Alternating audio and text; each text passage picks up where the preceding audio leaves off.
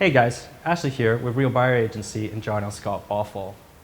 So the Northwest Multiple Listing Service recently released market summaries for December 2019 and for 2019 in the entirety. In doing so, they provided some great data that allows us to get a much clearer understanding of what is truly happening on the ground across many markets here in Washington. Some of the data to come from these summaries, though, was perhaps a little bit surprising. So I thought now would be a great time to do a quick overview of what are, in my opinion, the real key metrics and insights to take away here. Particularly in this video, I will be focusing in on data for the two counties that I personally serve, which are King County and Snohomish County. Before going over the local data, though, I think I should really first gather a little more context by also looking at the national picture. What is the current national outlook for 2020? And how did markets generally trend in the back half of 2019? Okay guys, so the first chart we're going to look at is this Freddie Mac 30-year fixed mortgage rate chart, 24-month timeline. As you can see right now, we're around 3.72% is what it says on this graph, but this is from the start of January. I think as of yesterday, it was around 3.65, but it's certainly in the vicinity of this. And you can see 24 months ago, January 2016, we were there about 3.97. So, surprisingly close. And then, you can see it's come down considerably from what was November 2018 high of just shy of 5%. I believe it was 4.95. This is back up from 24-month lows of around summer 2016, where it was about 3.4 to 3.41%. And also a little bit off our lows that we had last year, 2019. In September 2019, we got down to about 3.49, 3.5. So, historically, this is clearly pretty low. Much longer-term charts suggest kind of average mortgage rates to be around 5.5% to 6.5%. So generally, I think you'd say that these are pretty competitive rates, pretty good rates from a borrower's perspective. Okay, so quickly looking at our second slide here, guys, we have quarterly mortgage rate projections by major agencies here for each of the quarters of 2020. And again, this was taken at the start of the year with the most recent data available. But as you can see, pretty much everyone, Freddie Mac, Fannie Mae, the Mortgage Bankers Association, the National Association of Realtors, all groups are projecting the mortgage rates to stay pretty flat, actually, for the entirety of 2020. As you see, there's a slight variance there. Like Fannie Mae thinks they may drop down to 3.6 in the second and fourth quarter of this year. As we see, they might be heading down there a little quicker than that. And everyone else is there around 3.7 to 3.8. So for the foreseeable future, mortgage rates expected to be pretty flat, which again isn't bad because where they're at right now is relatively pretty good. So a positive thing for buyers and potential homeowners everywhere. Okay, so now here we see months supply of inventory. This is through actually November 2019. There wasn't a slide available for December yet, but through the end of November, nationally, we're looking at about 3.7 months of inventory available. Obviously down from October, but that's just a seasonal trend. That's what we'd expect across pretty much most markets. So this represents being down 7.5% year over year. And this is an interesting number to keep in mind when we look at it in comparison to more local data relating to months of inventory, which we'll look at a little later. And just to clarify, guys, 6 months would be traditionally what we'd consider a standard market, a balanced market for buyers and sellers. So all these figures being below 6 months means that this would, by standard metrics, be deemed a seller's market. Looking quickly back over the national 12-month chart, we can see that the low last year for inventory was February in 2019 at 3.5 months of inventory, and then we never got above 4.3 months of inventory through May and June. But again, keep these numbers in mind because Washington is considerably, and I mean considerably, below the national averages in these statistics. So with inventory having been comfortably below the 6-month mark in 2019, I guess one of the big questions to start off 2020 is whether we can expect that to continue or whether there will be some extra inventory coming on here and some release to that pressure, and perhaps what the projections for that are. And George Ratayu, who is the senior economist for Realtor.com, He doesn't believe that this year will do anything to ease the inventory situation. In his opinion, despite improvements to new construction and short waves of sellers, next year will once again fail to bring a solution to the inventory shortage. So yeah, guys, if his analysis turns out to be correct, obviously there won't be any solution to the inventory issue coming anytime soon. So there you go. Okay, then let's start wrapping up this national section by looking at a variety of projections in relation to potential appreciation. And kind of no surprise if home inventory is projected to continue to remain low or even go lower, alongside a constant or increase in the number of buyers, then prices are going to go up, guys. Simple basis of supply and demand. And currently, most of the major analysts are projecting for 2020 appreciation between 3.1 and 4.1% at the national level. The two outliers here being Freddie Mac, as you see on this one, at 2.8%, coming in under 3%, and CoreLogic, who are normally known to be quite good with the projections, actually, but they project considerably more than Fannie Mae, the Zalman report here, National Association of Realtors, and the Mortgage Bankers Association and Freddie Mac, with 5.4%. So yeah, pretty substantial difference there. 32% higher appreciation rate than the next closest analyst, Fannie Mae. Clearly they're very bullish. And there's something to bear in mind as we look at this final chart here just quickly. This is a CoreLogic chart, and they've broken it down, though, state by state here while they project. So this is kind of their business. Data is their thing. So I'm sure they have good reason for their more bullish outlook than the others. But just important to bear in mind that they are out there a little higher than everyone else. And maybe if you're being defensive, would want to adjust this chart down accordingly. Now switching our focus over to the local data. This column chart here is demonstrating the number of total active listings, and on the left hand side we have for King County, and on the right hand side we have for Snohomish County. The green columns represent the most recent monthly data for December 2019. The blue columns on the left hand side represent the previous month, so that would be November 2019, and the yellow columns represent December 2018 data, so we can get an idea of year-over-year changes. So in King County, at the end of December 2019, we ended up with 2,260 active listings. This would be specifically single-family homes and condos. This includes both existing housing stock and new construction. Meanwhile, in Snohomish County, we ended up December 2019 with 1,006 active listings with the same criteria. Now, very quickly, we can see that the yellow columns are substantially larger than the green columns in both cases. And what this is showing us is how dramatically year-over-year inventory has decreased. So, whereas in December 2018, King County had 3,690 total active listings at the end of the month. In 2019, it only has 2,260, and you could see a similar story there in Snohomish. So down from 1,562 in December 2018 to this just 1,006 here, December 2019. So they're pretty substantial changes. In percentage terms, it means total active listings in King County were down 38.75% year over year, and in Snohomish County, similar story, down 35.6%. Clearly, the fact that the blue columns are also substantially below the yellow columns shows us that this dramatic decrease in inventory was not just an anomalous event isolated to December.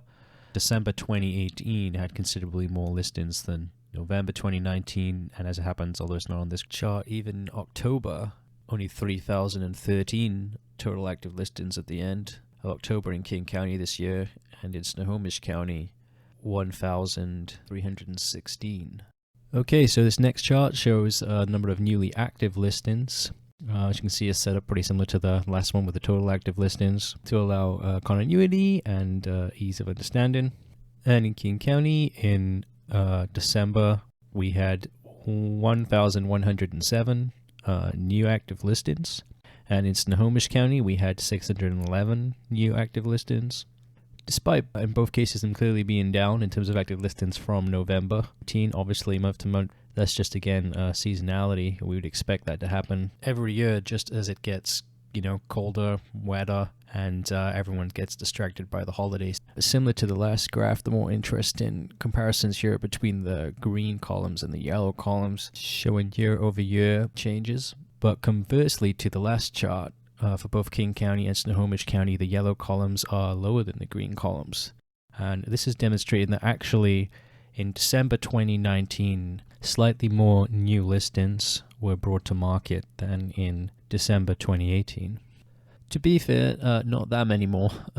It's only a marginal percentage increase, up 6.96% in King County and 15.5% in Snohomish County. But as we're looking at one of the smallest potential sample sizes of the year here, we don't want to fall in love with this statistic too much, but perhaps the first signs of something of a response to what's become, as you'll see in a second, a very extreme low inventory situation here in King and Snohomish County and across many markets in Washington. So now up is our months of inventory chart for King and Snohomish County. So as you can see right off the bat, the numbers here locally are considerably lower than those national averages, with at the end of December, King County's months of inventory being defined as a paltry 0.94 months, with Snohomish County being even lower with 0.87 months. Looking at those yellow columns again, we see that at the end of December 2018, King County was deemed to have had about 1.71 months of inventory remaining, while Snohomish had about 1.53. So all this goes to really show that in relative strength, when absorption rates are factored in for the current market inventory, about 45% weaker in King County and about 43% weaker in Snohomish County versus where it was a year ago. Alright guys, so our final two graphs of today will show the median close and sale prices and the median list prices for single family homes and condos in King and Snohomish County. And as you can see, these graphs are going to show data running back 12 months. So December's data is here, but all the way back to January 2019 as well. So really what we want to focus in on is how the lack of inventory in the face of seemingly an increased or constant buyer demand may have had the effect of increasing prices in the short term, and how long-term price trends may have been seen to have been continued or altered. Now, the closing price points that you see on this chart, specifically this first one, do have to bear in mind that this data slightly lags activity in the market on the ground, just because some properties take more than a month to close, and even if they take less than a month to close, if they that activity, if you went into contract to purchase the property at some point in December, then the chance of you having it closed by the end of December might be slim. So a more accurate and close to real-time gauge may be found by looking at the listing price data or the pending sales data. That said, I still think it's very important to know what the actual closing prices for things are. At the end of the day, that's always going to be one of the numbers that most matters. And on that basis, the median closing sales price in King County in December 2019 was $615,000, which was up slightly from November 2019 at $612,000. And in Snohomish, the closing price in December was $495,000, up from $471,748 in November 2019.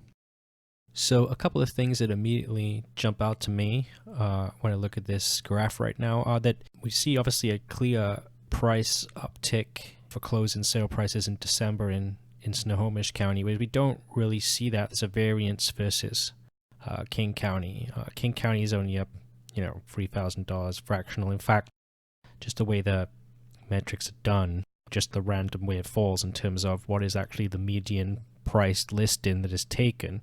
Could even account for that. But coming up here at $495 off $471, at that point, that's the highest price point for closing prices in Snohomish County for the year. So certainly in Snohomish County, we might be able to theorize that the low inventory alongside the more than reasonable interest rates on mortgages has created a percentage-wise sizable price increase. Now, why don't we see this same effect in King County is a good question. There are a number of potential factors that could be at work here. Firstly, Snohomish County was, in terms of months of inventory, under marginally more pressure than King County.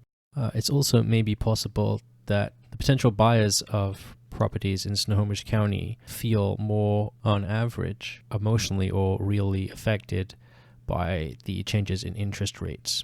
Some other factors that could be affecting this off the top of my head, the fact that in King County, even though the inventory situation literally was pretty similar, the actual average number of days on market for that remaining inventory was more, and thus sellers on the ground didn't feel that the situation was as in much their favor, and therefore just happy to sell, having had their properties on the market for a long time. They were willing to consider lower offers from buyers when they did come along, while buyers themselves had perceptions that price points were flatlining or trending down, and also thought maybe the listings were overpriced, were they just personal perceptions. And so again, all this could have factored into the sales prices being what they were. They're just a couple of off-the-cuff theories, though. Certainly we'd want to do a much more detailed analysis with data over time to try and figure out if that is actually what is happening on the ground. But getting back on point quickly before we switch over to the very final graph for the median list prices, focus it just on King County now.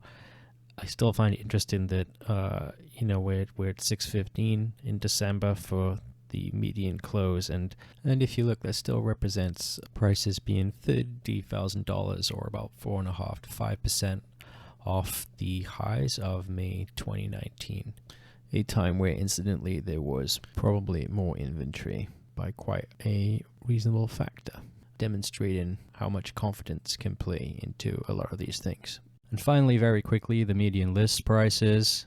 In King County, that was $713,890, and in Snohomish County, $569,000.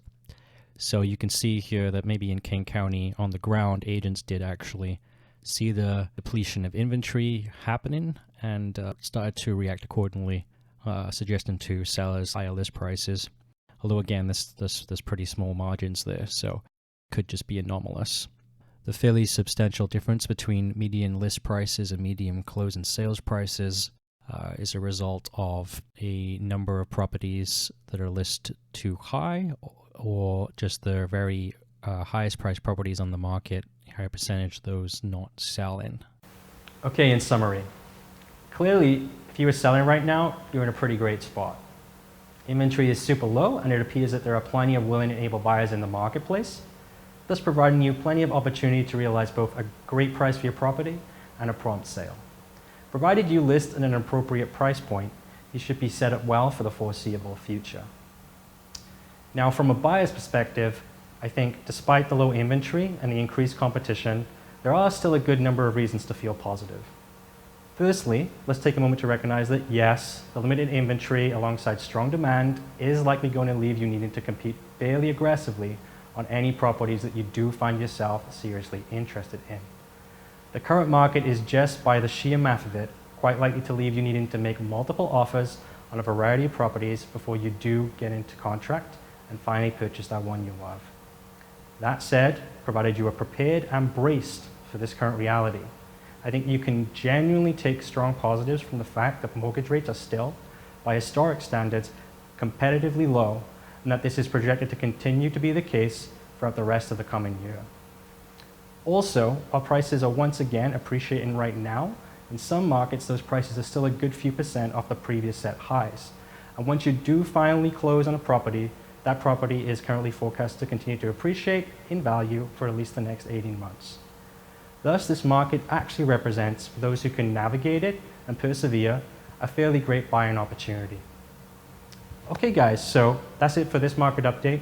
If you do have questions, please feel free to reach out directly via the contact info posted at the end of this video. Or if you're watching this on YouTube or Facebook, please feel free to post comments in the comment section below. I'm always excited to engage in real estate discussion, and I endeavor to help out wherever possible. Thank you, and until next time, have a great one.